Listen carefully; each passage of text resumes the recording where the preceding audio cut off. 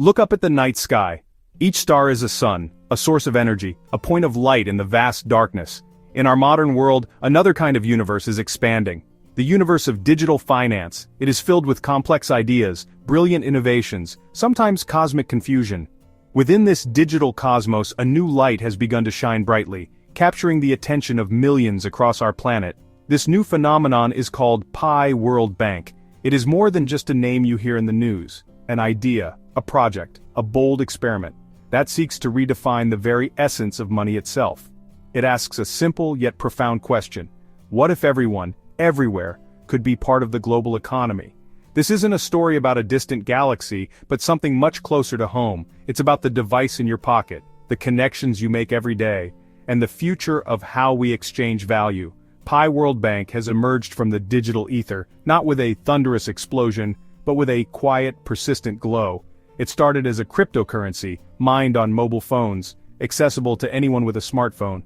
This simple act of inclusion set it apart from the beginning. Now it stands at a crossroads, transitioning from a digital token into something far more ambitious. It is attempting to build a bridge between the old world of traditional banking and the new frontier of decentralized finance, a bridge for all of humanity to cross. In the cosmos, when planets align, we call it a conjunction. These events are rare and beautiful, signaling a shift in the celestial landscape.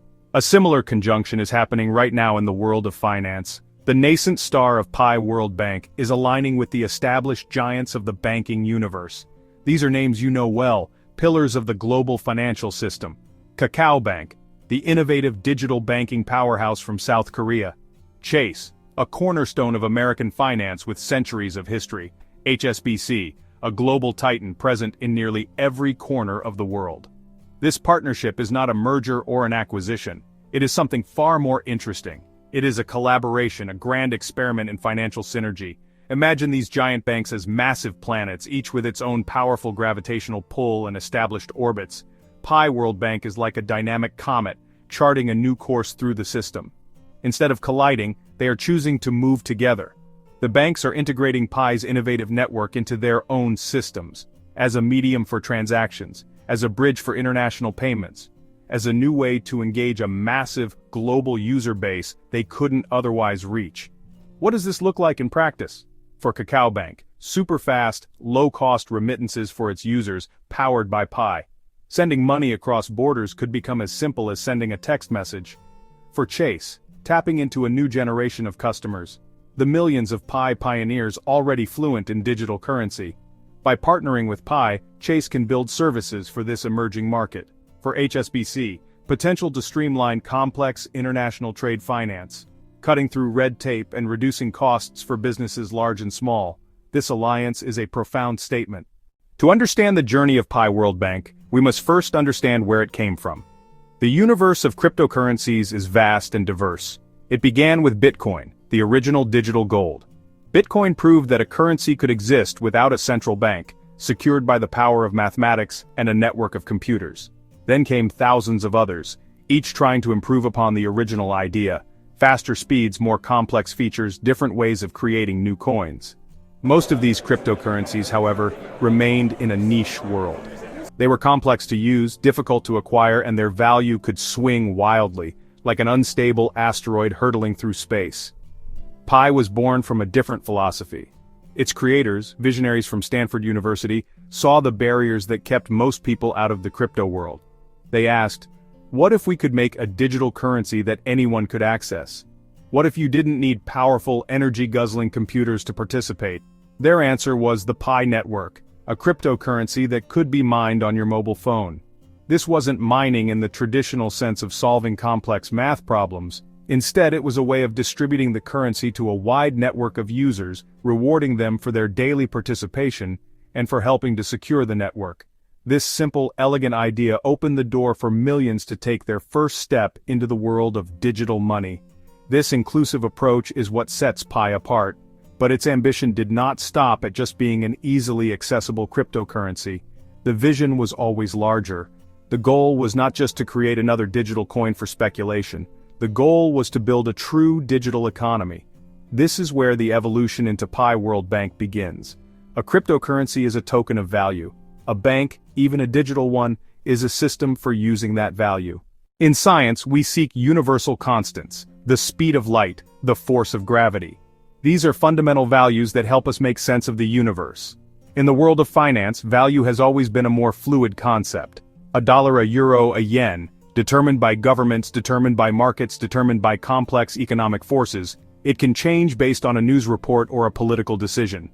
The Pi community has proposed a radical new idea for determining value, something they call the Global Consensus Value or GCV. It is an attempt to create a new kind of financial constant, one based not on the whims of an institution, but on the collective agreement of its users. So, what is this global consensus value? At its core, it is a social and economic experiment of a grand scale. The GCV is a proposed target value for one Pi coin, a value that the global community of Pi users collectively agrees upon. The most widely discussed figure for this consensus value is $314,159 per Pi.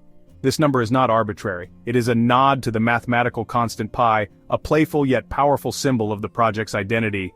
If millions agree this is Pi's value, and they begin to trade goods and services based on it, then that value becomes a reality.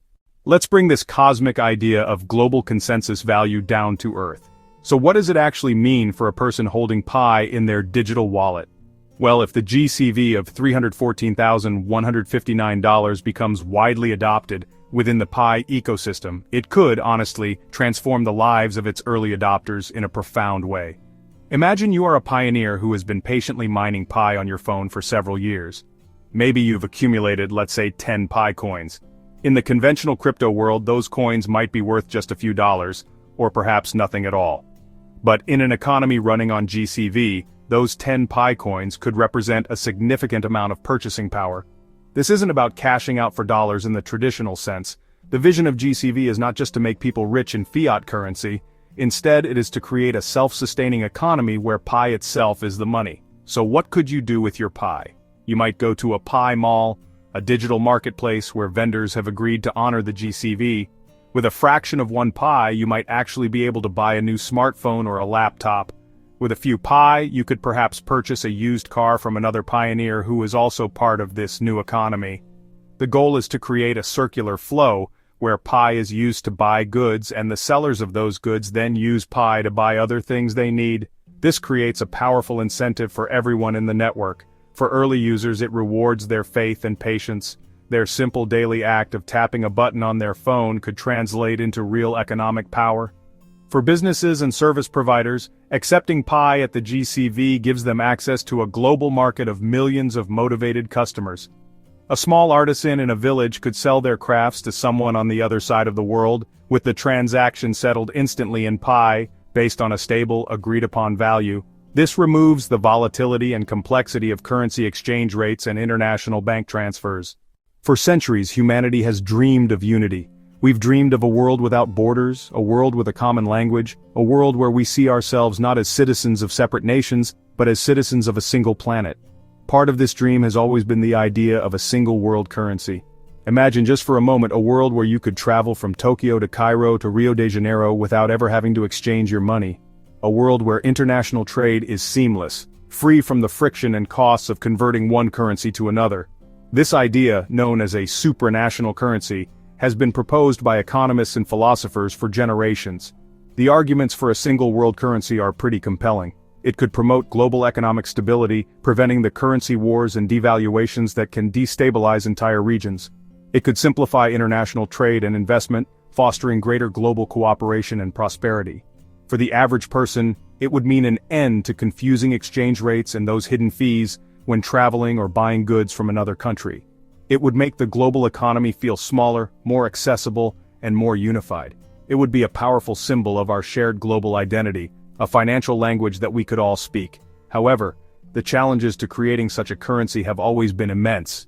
Who would control it? Would there be a single global central bank? Which nation or group of nations would have the most influence? The politics are honestly staggering. This is where a decentralized digital currency like Pi enters the story. It offers a potential solution to this age-old political problem. Because Pi is not controlled by any single country or corporation, it is politically neutral. The North Star Polaris has guided travelers for millennia. It's a fixed point in the changing night sky, a reliable beacon for navigation. So, could Pi, with its ambitious vision, become a similar fixed point in the turbulent world of global finance? Could it become the financial North Star for a new generation? The ambition is certainly there.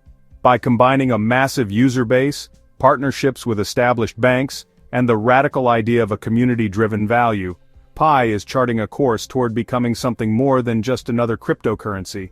It aims to be a foundational layer for a new, more equitable global economy. The path to becoming a true world currency is not just about technology or community agreement, it requires passing through what we might call the great filters of finance. The first is the filter of regulation. Governments around the world are still deciding how to handle digital currencies. For Pi to succeed on a global scale, it must navigate this complex and ever-changing regulatory landscape. Its partnerships with regulated banks like Chase and HSBC are a strategic move in this direction, showing a willingness to work within the existing system even while trying to change it.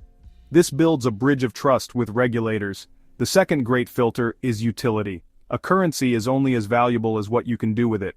The dream of GCV and a global economy depends entirely on the creation of a vibrant ecosystem of goods and services. The final filter is scalability and security. A network that serves billions of people must be incredibly robust. If Pi can successfully navigate these three filters, regulation, utility, and technology, it has a genuine chance to fulfill its cosmic ambition. We are, all of us, voyagers on a tiny blue dot adrift in a vast cosmic ocean. Our destinies are intertwined. The challenges we face, climate change, economic inequality, are global in scale and require global solutions. The story of Pi WorldBank is more than just a story about technology, about finance. It's a story about connection.